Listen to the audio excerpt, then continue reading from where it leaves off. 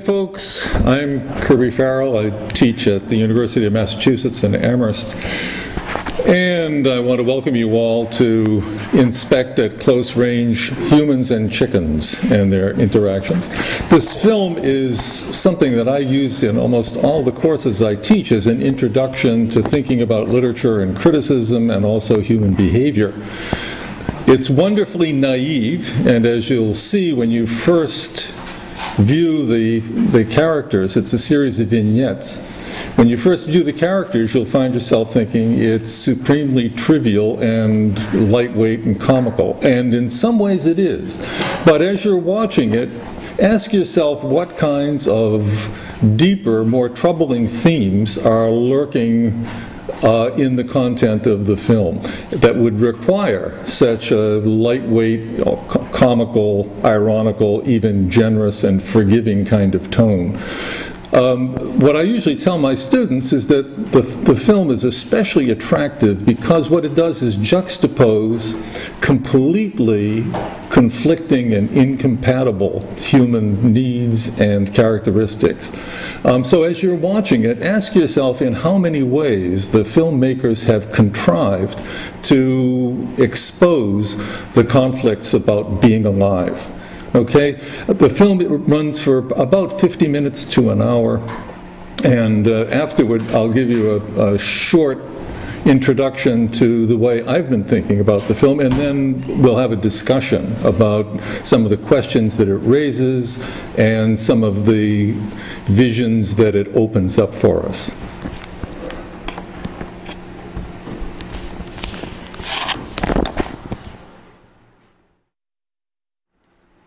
If you arrived late, I'm Kirby Farrell. I'm from the University of Massachusetts, and you've just watched A Natural History of the Chicken.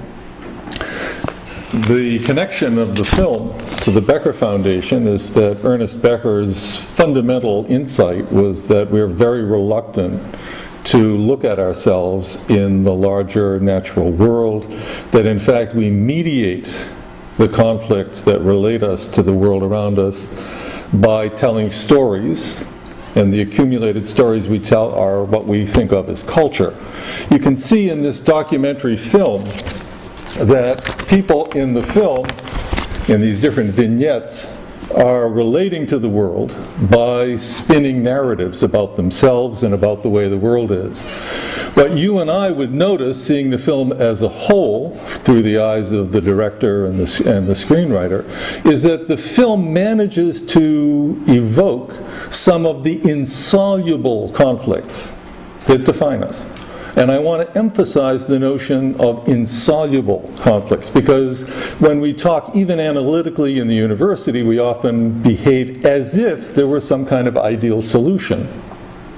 That really you simply need a little bit more knowledge, a little bit more insight, a little more background or history, and the conflicts will disappear into the background. What the film is trying to make you see is that the nature of the creatures we are is inherently ambivalent and conflicted. For example, the mouth that you kiss with and relate to other people and bond with is the same mouth that is the instrument of biting, chewing, making possible digestion and excretion of other living things. And you don't have any choice about it. We didn't ask to be born this way. We are alive because we're constantly killing. Every meal is a ritual in which we celebrate the social order and affinity between people, but at the same time, helplessly, it's a sign that we have just killed something. And we are about, in fact, to create a pile of embarrassing, shameful waste. So culture, in a sense, mediates between these insoluble, basic characteristics of being human. You and I notice, having watched this film, that one of the ways we cope with the contradiction is by remaining unconscious of the contradiction most of the time. Given what I'm about to say in the next 20 minutes, and then in the discussion that will follow, I'm sure you're going to find yourself thinking, I hadn't thought of that. Well, that's because routinely we go about screening reality to make it user-friendly. We live by enabling fictions. Most of the stories we tell ourselves about the world, even when they come in the form of data, are in fact fictions that make the world usable. I mean, nobody in this room has the slightest idea what the actual definitive United States debt is, for example.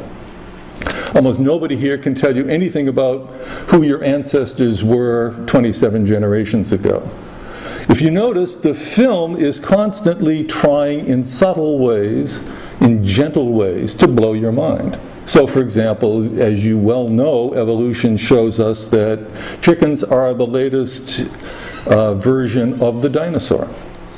And so when you are swimming around in a pool in West Palm Beach, Florida, with a rooster, your soulmate, snuggled up to your chin, with the warm water and sunshine and a fountain in the background like the fountain of youth, or in soft porn, a fountain of sperm and fertility.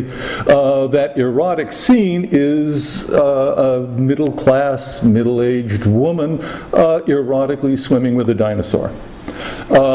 And telling us that the dinosaur is remarkably lovely and a source of morale and uplift, and has the same thoughts she has, and so forth and so on.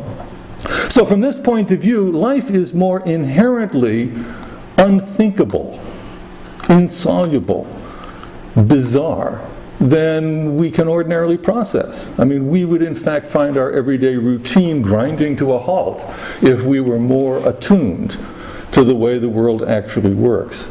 And yet at the same time, there are moments in history, obviously, when culture is not able to come to terms with these contradictions, in which case you have things like World War II and death camps. If you think about it, the film is full of symbolic representations of the potential for behavior that we have seen over and over again in history. For example, the industrial chicken factories resemble Nazi death camps. The chickens are there in order to be killed. They are there in order to fertilize and nurture a group of, as it were, fascist murderers who imagined themselves superior beings. Well, if you think about it, the chicken factory has some analogies. We imagine ourselves superior to the chickens, and we collect them in order to kill them and sacrifice them in order to nurture ourselves. This may or may not be cruel, it may or may not be true, but the fact of the matter is this is going on all over the planet all the time. We are alive in a world in which destruction and creativity are necessarily, inescapably linked together.